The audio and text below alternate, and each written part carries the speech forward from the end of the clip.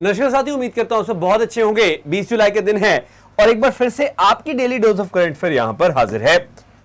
Daily dose of current affair जो कि आपको ना सिर्फ अपडेटेड रखती है, एग्जाम स्पेसिफिक जो कंटेंट है वो भी आप तक रेगुलर बेसिस पे पहुंचाया जाता है।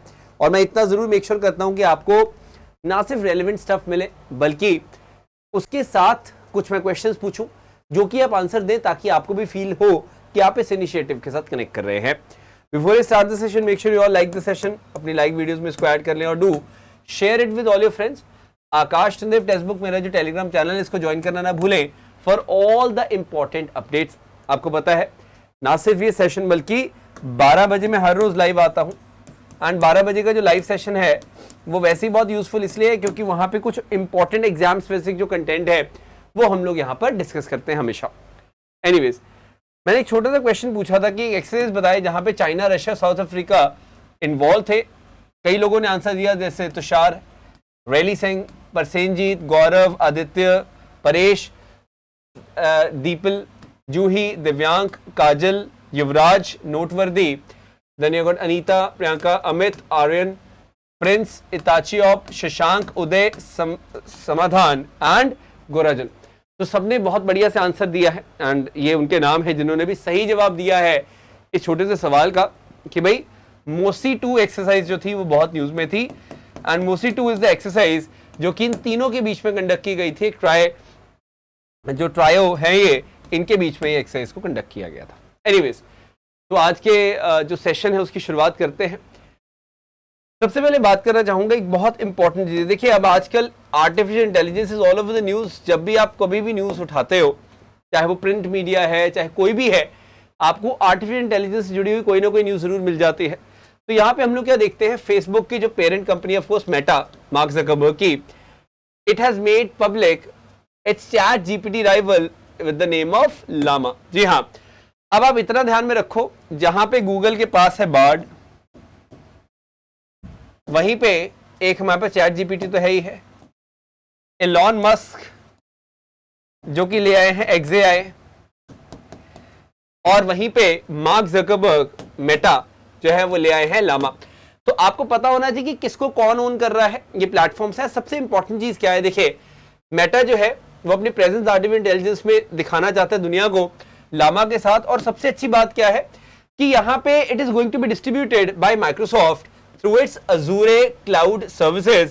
It's going to be run on the Windows operating system. तो ये बहुत इंटरेस्टिंग चीज है जहां पे मेटा और माइक्रोसॉफ्ट एक तरह से एक दूसरे की मदद कर रहे हैं। यहाँ पे ये सबसे ज्यादा इंपॉर्टेंट चीज है, इसको आप याद रखेगा।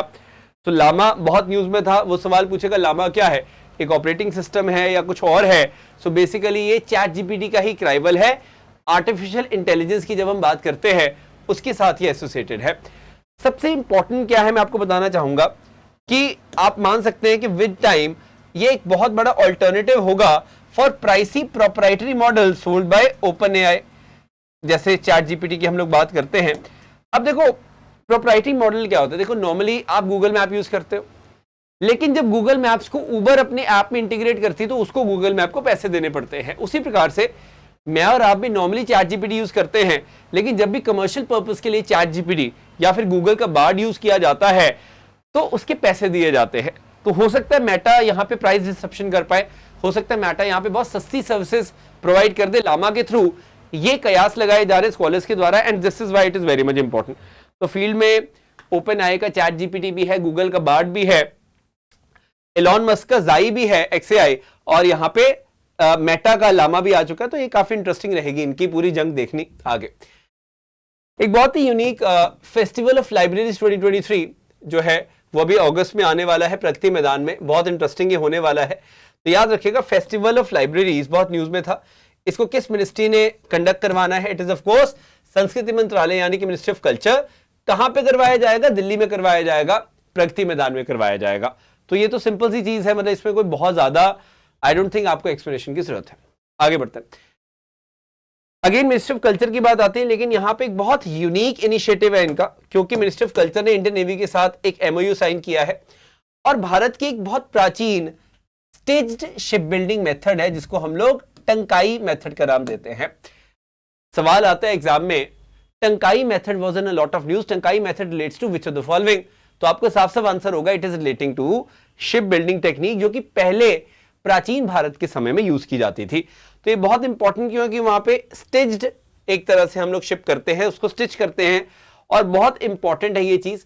तो हमने क्या देखा है, of course ministry of navy ministry of culture जो है वो इंडियन नेवी के साथ कोलैबोरेट करेगी, तभी जाके ये बात बनेगी।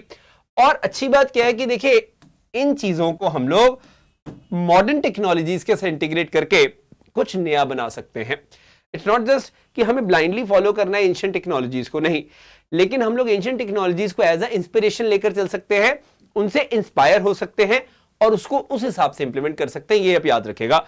तो सवाल यहां बनता है कि टंकाई मेथड बहुत ज्यादा न्यूज में था, तो वो क्या है ये आपको पहले तो अंडरस्टैंड करना है। This is very very important. एक सिंपल सा सवाल है मेरे पास आपके लिए, विच आई एम श्योर आप सब लोग आंसर कर पाएंगे, क्योंकि जहां पे भी एंशिएंट की बात आती है वहां पे हम लोग अपने जो कल्चर है उसके साथ बहुत ज्यादा लिंक करके देखते हैं उस चीज को।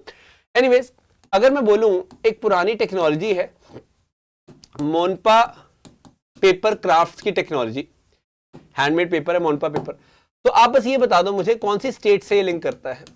जैसे यहां पे इसका रिवाइवल मिनिस्ट्री ऑफ कल्चर और इंडियन नेवी करवा रही है, मोनपा पेपर क्राफ्ट का जो रिवाइवल है वो केवीआईसी जो कि एमएसएमई के अंडर है वो करवा रही है। तो आप बताएंगे कौन सी स्टेट से लिंक करता है ये Monpa paper craft, Monpa paper industry. Anyways आगे बढ़ते हैं। अब इंडियन नेवी के बाद इंडियन कोस्ट गार्ड की हम बात करेंगे, जो कि मिनिस्ट्री ऑफ डिफेंस के अंडर ऑफ कोर्स आती है।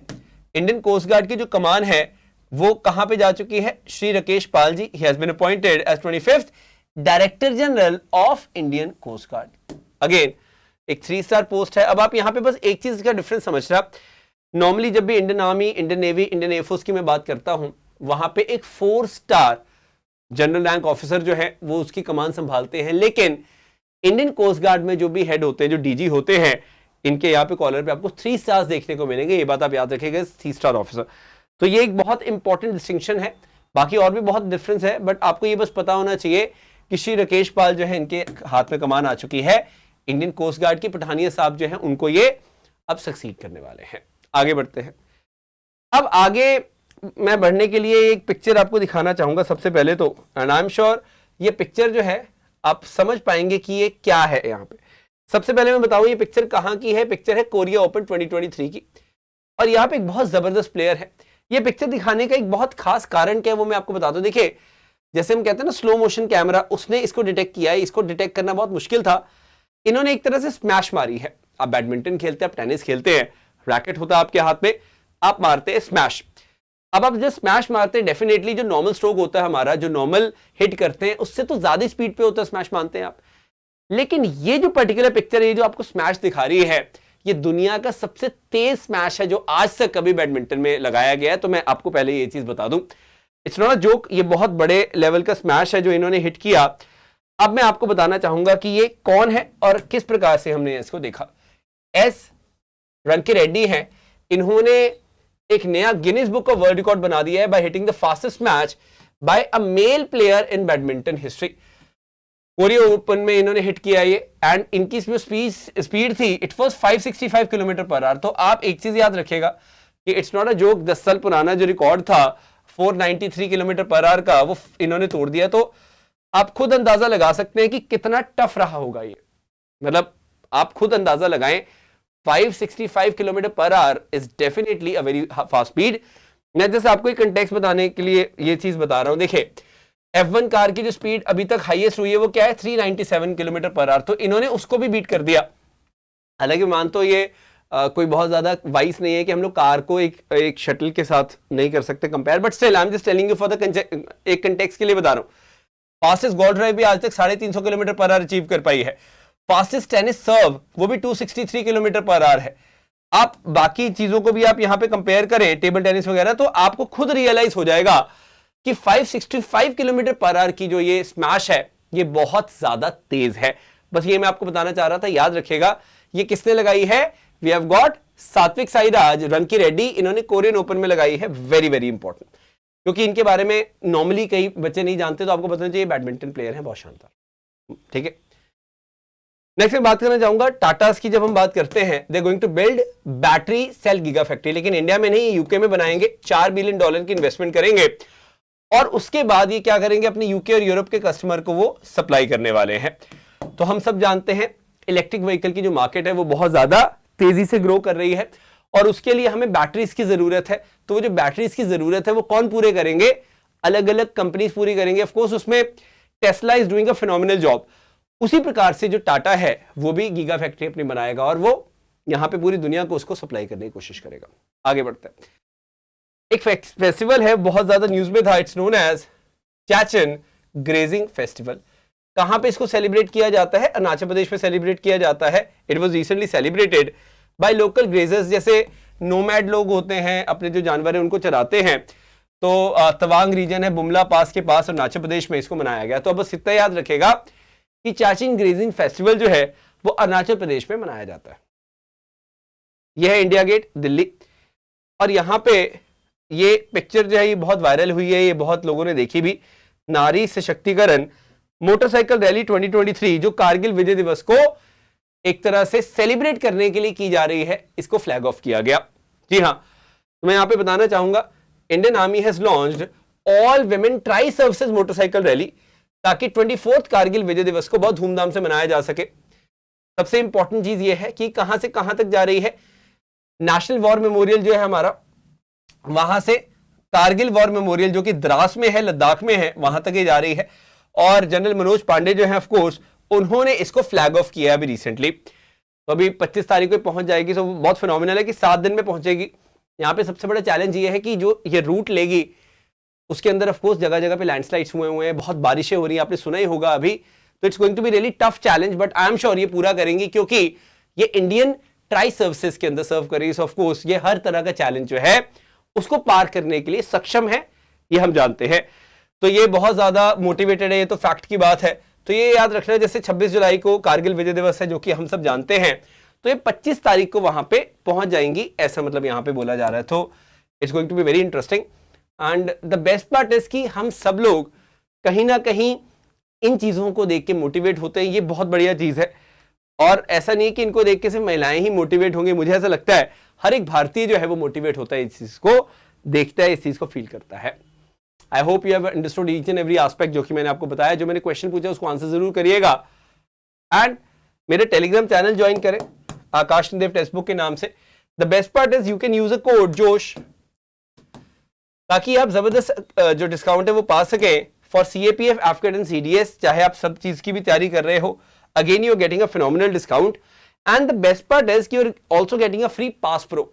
Now what is pass pro doing? Pass pro आपको हेल्प करता है हर एक तरह की प्रिपरेशन जब आप कर रहे हैं, उसमें बहुत सारे क्वेश्चंस आपको मिलते हैं। यहाँ पे आपको बॉटम बार भी दिख रहा होगा, वो बहुत यूजफुल रहता है।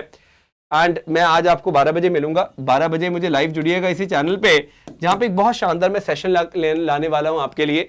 इकोनॉमी की कुछ टर्म्स थी और भी मैंने आपको करवानी थी, वो मैं आपके लिए लेकर आऊंगा।